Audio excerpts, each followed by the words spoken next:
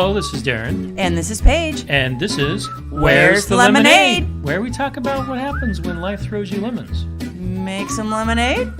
Maybe. Some weeks it's lemon squares. Yeah, some weeks it's just lemons. Yeah. In today's episode, we're going to talk about an awful lot of lemons that were thrown our way. Yeah, pretty rough week.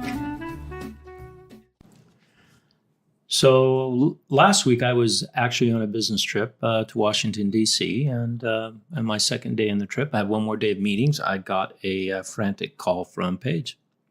You sure did, because I had gotten a call from my sister. Now, my sister is not married, and she lives down in Southern California with my parents. Yeah, she's lived with them most of her life. Well, now they live with her. Yes, that's true.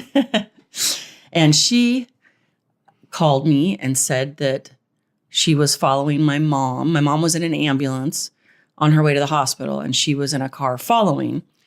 Now, Paige's parents are in their early 80s now. Well, your mom's 79. My mom listens to this. Sheila. Sheila's 79. She's 79. And my dad has had a heart issue for the last couple of years. But to talk to him, you would never know. I mean, it's not like he's been sickly at all, but he does have bad days where he's in a lot of pain because the circulation, the blood isn't circulating well in his body. So he's in a lot of pain. But to talk with him, you would never know that he had. He would never let on. And the doctor always said that he was the healthiest sick person he ever met, because other than his heart, everything else was just great. Yeah, it was clicking. But anyway, so she said that my dad had two of his worst days that he's ever had. So he wasn't feeling well enough to go to the hospital with my mom and my sister. So they had called some friends over to come sit with my dad. Now, why was your mom rushed to? Your mom was in an ambulance. Mom was in an ambulance. It wasn't just driving to the hospital. It was... Right. She was in an ambulance because she had woke up that day and was very, very dizzy, like to the point where she couldn't sit up or move. I mean, they couldn't even get her out of bed. Like, she was that dizzy and a little bit incoherent. So that's why they panicked a little bit, called the ambulance, came and got my mom. Yeah. So I get a frantic call from Paige. Actually, it wasn't too frantic at that point. At that point, I was just like... upset, and I was worried too. Right. I was upset. I just said, hey, my mom's on her way to the hospital, just FYI. Actually, I didn't even call you because I knew you were in meetings. I texted you that. That's right. You did text me, and I called immediately. Yeah. I texted and said, just to keep you in the loop, my mom's on her way to the hospital. We don't know what's going on. So there was no frantic going on yet. Just stay tuned for the frantic. Yeah. So, about... An hour later. It was about, hour and a half, 2 hours later. I got a frantic phone call from my sister. She's crying, very upset. So I'm thinking something's very wrong with my mom. And no, she said my dad had just had a heart attack, was on his way to the hospital in an ambulance, and was not breathing. Cue the frantic. Yeah. So luckily, their best friends, Dick and Claudia, were there with Grandpa. Yep. Because he always needed someone with him just in case something would happen, and something did. Yep. So, I was very frantic, extremely frantic, trying to get a hold of you. You weren't answering your phone. I still had my phone on silent because I was giving a talk earlier. Yes. And so I start throwing things in a suitcase. My other sister's calling, my brother's calling. We're all, frantic. We got to get down there because we know if my dad's had a heart attack, he's most likely not going to make it because his heart couldn't take another heart attack. So we're extremely frantic. I'm out of my mind, really. Yeah. And I finally saw that you called like 7 times in 4 or 5 minutes. So I gave you a call. And how was I? Unconsolable. Yes. It was pretty rough. It was. I mean, I couldn't even think. You kept asking me questions and I couldn't even answer. Like, I could not think. I had to use the old Lamaze training and say, take a deep breath, calm down. I need you to tell me what's going on. Yeah, it was rough. It was really rough to have these two, very scary events happen within such a close time frame. Well, and your mom was still at the ER. My mom was at the ER. We still didn't know what was going on with her. No. My brother had texted me and said, before we had heard the frantic news about my dad, he had texted and said, I talked to Dad. He said, everything's cool. Everything's calm. No one rush here. Let's wait and see what's going on with Mom. And he was, he was pretty calm. So anyway, it was very shocking when all of a sudden we get this phone call that 20 minutes after my brother had talked to him, that he's had a heart attack and wasn't breathing. So you start looking for flights for yourself because you're in DC. You start looking for flights for me. I'm hysterical. I don't even know what I'm packing. I'm just throwing things in a suitcase. And then about probably 20 to 30 minutes after that phone call from my sister, we get a group text that my dad was gone. It was a rough time. It was. I felt hopeless because I was 3,000 miles away and I couldn't be here for you.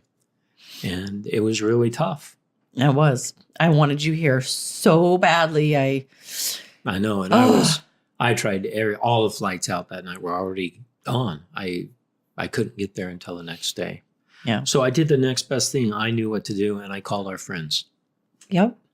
And I said, I need everyone to drop everything and get to my house for my wife. And they did.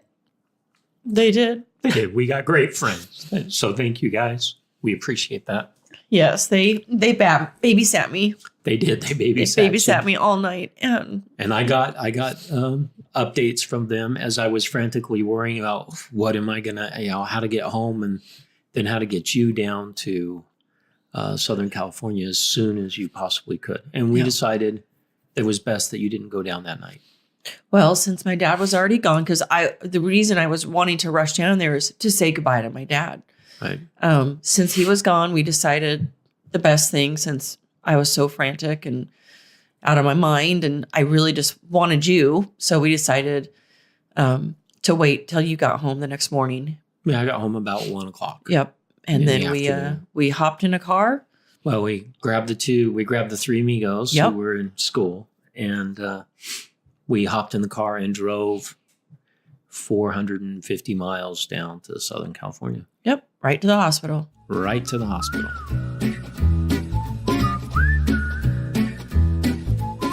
So while my mom was still in the ER, the ambulance came and got my dad. Basically, he was gone. He was already gone. He had a little bit of a heartbeat, but no pulse. And he had strict instructions not to revive him. He had a DNR. He wanted to go quickly and not be in the hospital, not be hooked up to machines. And we are so happy that that's exactly how he went. In fact, he went exactly how he wanted to. He was talking to his best friend, Dick, about baseball, which was his favorite thing in the world. And like nothing was going on. He felt fine. Nothing was going on. And we got to talk to Dick and Claudia about his last minutes. And they said he was just talking about baseball. And then all of a sudden he went, oh no. And then he was gone. Yep. He closed his eyes and he was gone. So that was a blessing. I think it's also a blessing that my mom and my sister weren't there to see him, die in their home. So a lot of tender mercies that our family received. But one special thing was that the hospital was aware that they were bringing my dad in. And they were so great to our family. And they took my dad on the stretcher and wheeled him right next to my mom so that she could hold his hand, say goodbye, and be next to him for a little bit.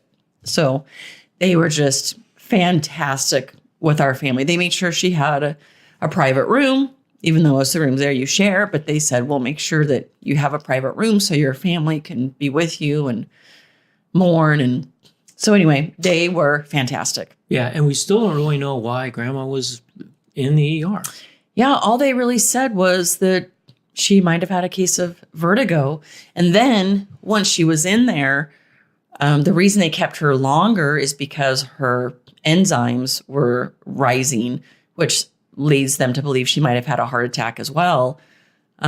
Came to find out after running test after test. I mean, They did a stress test. She had MRIs, CAT scans, echocardiograms. She had it all. They wanted to thoroughly try and find out what was going on. And after all of that, they thought that maybe she just had a broken heart. And that's what was going on with her heart. So Another blessing that we see, that she's doing well, and the vertigo that she had is pretty much gone now. it is. Which is great. So we kind of think this all happened for a reason, Yep. and a reason because this was a great man. He was a very great man. This is a tough episode, huh, babe? Yeah, I don't know if you're crying more or me. We hope our listeners don't mind us crying, but this is a really raw and real episode for us. Yeah, it is. Now, your dad, I remember the first time I met your dad was when I basically asked him if I could marry you, which is kind of an odd thing to have happen when you're 40 years old. But I did. And he grabbed my hand. He's got big hands. And he grabbed my hand, which completely consumed my hand, and gave me a big hug. And he says, "You take care of my princess." And that's how he treated everyone he was around. He always treated people with kindness and love. And he was always there, always wanted to talk to you. He did. We always say Dad would make conversation with a rock. I mean, he wanted to make a best friend with the rock Yes. at the same time. He wants to know about people. He sincerely cares about people, and he wants to know about them. And tell me about yourself. And what do you do? He's interested in everyone. He wants to know about you and tell me about yourself. Yeah, it's not a phony thing at all. No, not at all. My mom and dad are very opposite. My mom is a complete introvert, 100%. And my dad is a complete extrovert, 100%. So they kind of met somewhere in the middle. And but yeah, he was a big, gentle, kind, God-fearing man, and loved God and Christ with all his might. Yep, he sure did. And he made sure that our kids knew that. Yes. Especially our kids that were serving on missions. The best example of this is an example that our son Jacob, who just got home off his mission, we'll talk about now.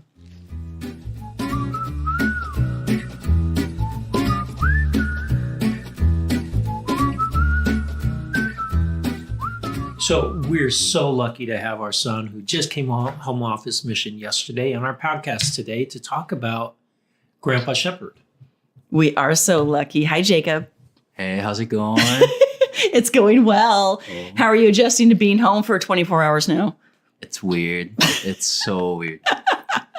Jacob's been in Brazil for 2 years, so he still has a little bit of an accent, but we're not going to tease him too badly about that. Well, yes, we are, but maybe not right now.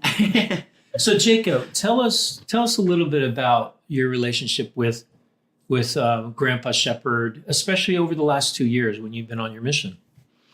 Yeah, so Grandpa Shepard, he hasn't been my grandpa for my whole life. Just since my dad and Paige got married, so that's been, 8 years? Almost 8 years, yep. 8 years, yeah. And he started doing something really cool, like right from the beginning of my mission, and that's every week he would send me a handwritten note. And it's something that I got every week without fail from him. That's mostly because Johnny didn't know how to write an email. He has never even turned a computer on, ever. No, he never did. Nope. But that is something, he actually wrote us letters as well. Not every week. Not every week. Probably once a month or once every 2 months. Once every 2 months, we get Yeah. a handwritten letter from him as well. Yeah. Yeah. But every week, and he's done that to all of his grandkids, step or not step, it didn't matter. Right. Yeah. That we're on a mission. Yeah. Yeah, and for me, that was such a cool thing that he did. As a missionary, you love getting notes from people, and it happens so little. Like a handwritten card, that's so rare, and it was amazing that every week I could I could receive this card from him. And it just always helped me a lot, the things that he wrote. It was like those classic words that you always want to hear from a grandpa. Yes. Yeah. Telling me to stay focused, to listen to the people, to love the people. And those were just the best when I was feeling down, when I was missing my home, when the work just wasn't going so well. It was great because I could always count on getting those cards. And those were just motivators for me. It was just kind of like, go get them. You got this. This is the gospel. You can do this. And for me, that was the best thing he could do as a grandpa. That just really meant a lot to me on my mission. And I've held on to every single one of those cards that he sent me. I love that you kept them. This huge stack there. I love that. And we found out from my mom when we were just down there that he has 2 more that he wrote you that he didn't mail because he knew you wouldn't get them in time. So you have 2 more to read, and those should be pretty special. I really look forward to those.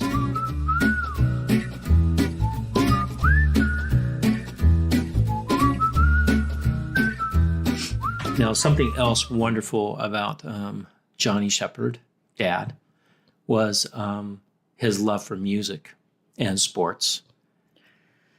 I grew up with him listening to music. Our house was always filled with music. And some of his favorites were Kenny Rogers. For all you youngins listening to this, you're going to have to Google Kenny Rogers and see who that is. But he loved Kenny Rogers. He loved Frank Sinatra. New York, New York, one of his favorite songs of all time. He loved music, very much loved music. Well, and that totally rubbed off on you. Yes. You're a music lover. There's music always in our house. If you guys have listened to our podcast, you know that. Yes, and he had strict instructions for his funeral. It looked to me about 6 or 7 pages of handwritten instructions. Not really, but there was a lot. This has been, a long time in coming with his heart failing. And so he knew that it was going to happen, one day. That was 3 years ago. A doctor gave him 6 months to live. Yeah. So he had instruction. My dad was a very sharp dresser. Always, dressed to the nines. And so he always had a tie and hanky when he went to church. And crazy socks. And one of his instructions was that all the boys at the funeral, all of his sons, son-in-laws, grandsons, wear one of his tie and hankies. So we're going to be doing that. And he wanted music. He wanted some of his grandkids to be playing music, and they are. Grandkids are singing. So once again, his love of music. And that's going to be happening at his funeral. So you're going to be talking at his funeral. Yep, I am. And his other son-in-law will be talking at his funeral. And then his daughters, because his son Corey just can't do it. He can't. He is very, very emotional about his dad. More emotional than me. So that's pretty amazing. So shout out to Corey on that one. Yeah. No, we make a joke of it because when my brother found out, if you thought I was inconsolable, you should have talked to my brother. Yeah. My brother was inconsolable. My dad's only son, and they were very, very close. And Corey's in construction, and he's got his dad's hands. My brother is a big man. I mean, he should be feared. When you see him, he's kind of scary looking. He's a big teddy bear. He's a big teddy bear like my dad. He is a big teddy bear. But if you see him and if he, raises his voice, you're a little scared. And my brother's very emotional like my dad. And he flew down there. And we were joking that here's this very large, big, bald man crying hysterically at the airport and on the plane. And people, I don't know what they must have been thinking, but... No, it was really fun for me to see you interact with your siblings. Yes, so all 4 of us kids were there with my mom in the hospital. And then you were there, and my brother's wife was there too. Yeah. So it was fun to watch you interact with your siblings and fit right back into the roles that you had when you were at home. And it's kind of strange because you're 11 years younger than your oldest sister. Right. And there's, a 6-year gap between you and Tyler? 7 years. 7. So the 3 older kids all fed into their thing, and you slid right in as the baby of the family. And it was fun to watch. And we've got some great pictures that will show up on our blog. And you can see the real personalities of Paige's siblings. Well, it's funny because my one sister, Tylin, she loves to take pictures. She's a photographer at heart and loves to catch every moment. And so we were taking some pictures in the hospital of the 4 kids, and we took some pictures, and then she said, "Oh, let's stand in birth order." And then someone, I don't even remember who made the comment, they said, you should stand in order of favorites. So of course I jumped in the front. We've got a great picture of that. Because everybody knows, and my siblings know, that I was the baby, I was the favorite. So they might debate that, but whatever. Oh, no. They all admit to it. And it was very true. Your mom and your dad both have a very soft spot for you. Yes.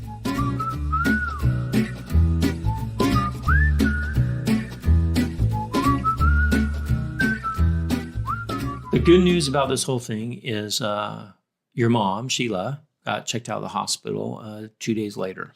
Yep. And everything was fine. Yep. And we had a great opportunity to have a family dinner at her house, and it was great. Yes, we spent some time with my siblings, and luckily I had actually just had a little girls trip with my 2 sisters, which I'm trying to remember if we've ever done.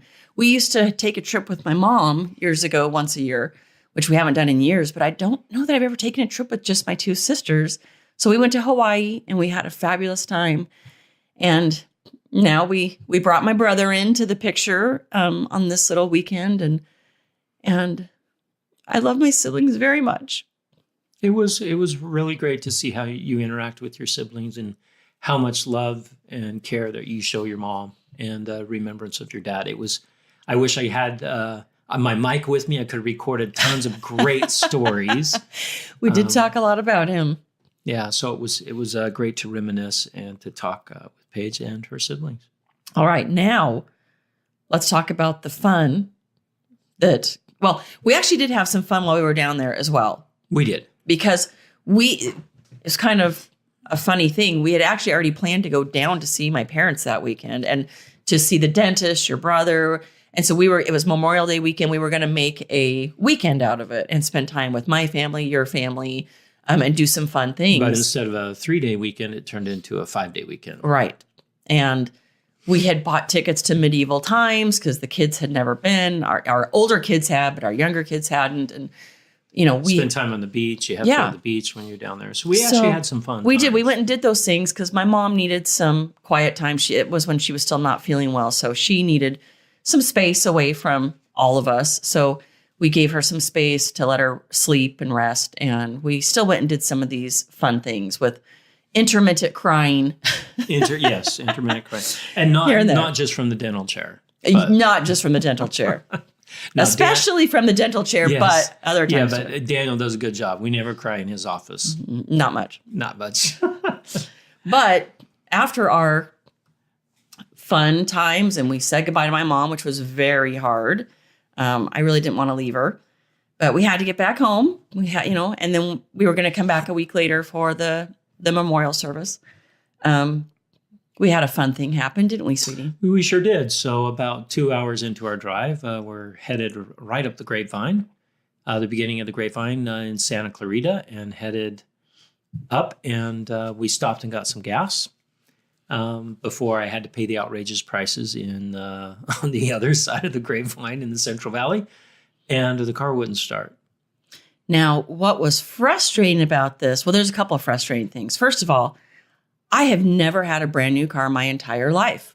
Nope, you haven't. You wanted to give me that. You wanted to give me my first brand new car so that I wouldn't worry about any car problems, right? That's right. Yes. So the car's 2 years old. It's a 2017. Yeah, it's only a year old. We bought it a year ago. Right. And anyway, actually it was 2 years ago. Oh, I guess 2 years, babe. Time flies, huh? Yeah. I know, time flies. Anyway, see, as you can see, this really is off the cuff. We don't talk about these things, so I do correct him while we're recording. That's fine. About 2 weeks before our car died in Southern California, the car died here in Folsom. I was trying to do a nice thing for a friend that was having a hard time, so I went to get her a bunk cake at Nothing Bunk Cakes and hopped back into the car, and it wouldn't start. And it was kind of funny because the friend that I was doing something nice for. She was the one that ended up coming and rescuing me. So that's what friends are for. Yeah. I was like, you please come rescue me. I have a bundt cake for you in the car that you can eat while you rescue me. And you took a picture of it, and the battery's all corroded. Battery's corroded. And guess who was out of town? Drum roll, please. Yes, I was. Darren was out of town. Do we see a common denominator here? I can't leave town, or Paige destroys things like the car. Yeah. So anyway, we had the car was under warranty and was fixed. Yes. The battery was replaced. Yes, they came and got it. Yeah. Blah, but blah, same blah. thing happens in Southern California. Yeah, with a brand new battery. Brand new battery on Memorial Day of all days, which means everything is closed. Now, I got the car started and we started driving it, and it just wasn't driving very well. And so we called Ford, the Ford dealership up here in Folsom, and all the sales departments are open, but the service departments aren't. And they said, well, you should just find a dealership and stop there and leave the car there, and maybe a service department will be open. We called all around, and there's no place that will service our car on that day. Nope. So we decided to ditch our car there because we could have spent the night there and waited to the next day for them to look at the car, and it might not have been fixed that day. So we had to get back. We said, okay, let's leave our car. So we left our car, and then we thought, okay, we got to get a rental car. All the rental car places were closed. Except at airports, major airports. Yep. So next major airport was Burbank, which is 30 miles south of where we were at. And they were going to close at 11, and this was at like 10. Yeah, so I got an Uber and hustled down, got a car. So our weekend it didn't start off great, and we drove back all crammed into a car that wasn't quite big enough for us. It wasn't. And we got back home and went. Yes. And now we still have the rental car. We are driving back down to Southern California. We will retrieve our car, bring back 2 cars. Yeah, it's this is kind of our life, though. We've run into a lot of things like this. So here's the lemons being we're pummeled with lemons, right? Yeah, we're pummeled with lemons this last week. But I think we've done a good job at trying to find the tender mercies with my mom and dad. Yes. And my neighbor across the street, who, Dan, I almost wanted to pummel him when he said this to me, but when he said this to me, I was in a really, really bad way. But I can look at it now and appreciate when we were telling him just about the horrible weekend and about the car, because he was like, "Did you guys get a new car?" And we're like, "Nope, this is a rental." Told him what happened, and he says, "Oh, aren't you just so blessed that you have the resources to rent a car?" And at the time, I was like, "Are you kidding me? Are you kidding me? Like, can I have a minute? Can I have a minute to just, wallow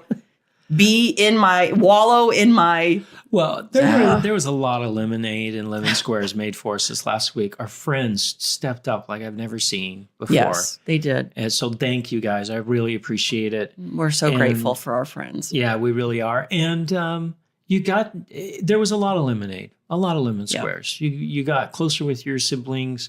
The kids learned some valuable lessons about death. Our younger kids have never experienced anything like this. Yep. So I think even though we had a ton of lemons, we found some lemonade, maybe some lemon squares in there. I really like lemon squares. I know you do.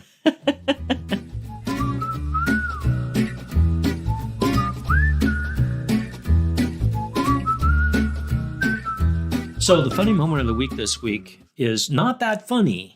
Well, it's kind of funny. It's kind of gross. It's really gross. So if you don't like bathroom stories, just turn off your podcast right now. Turn off your podcast now. And we should have known, because this is at the beginning of our trip going down, that this was not going to be a pretty trip.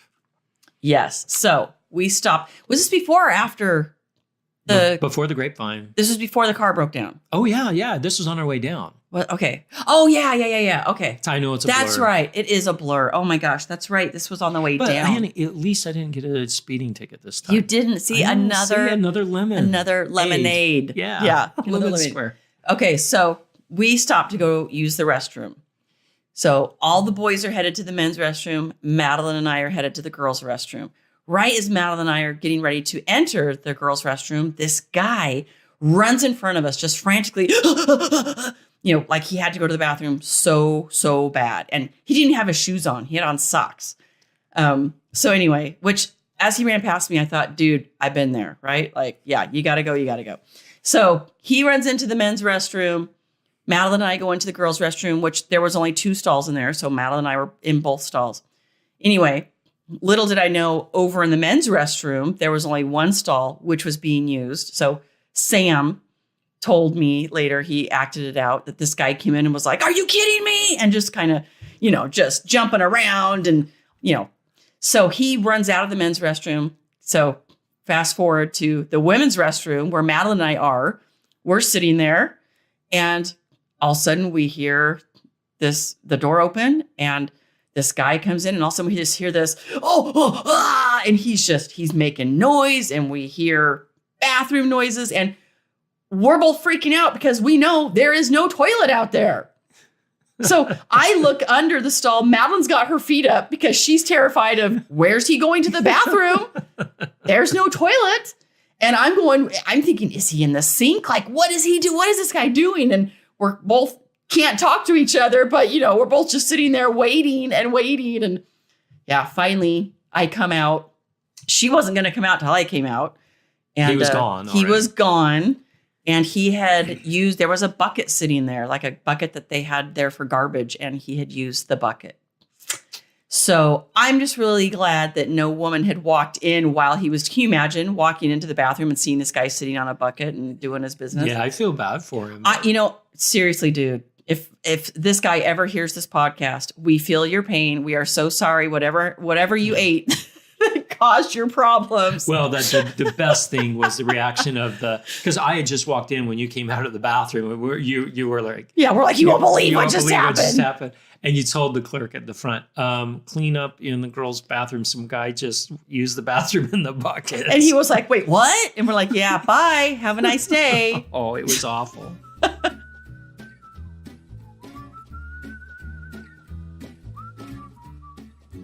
If you like today's episode, give us 5 stars on iTunes, Spotify, Google. And head to Facebook and like us. And check out our blog at where'sthelemonade.org. Where you can leave questions and comments. But most of all, go out and make some lemonade. You betcha, baby. On our next episode, we're going to talk about how we navigate Mother's Day and Father's Day. And how Darren let Paige down. Isn't that what we're really talking about? I thought that's what we were talking about. Sounds good to me.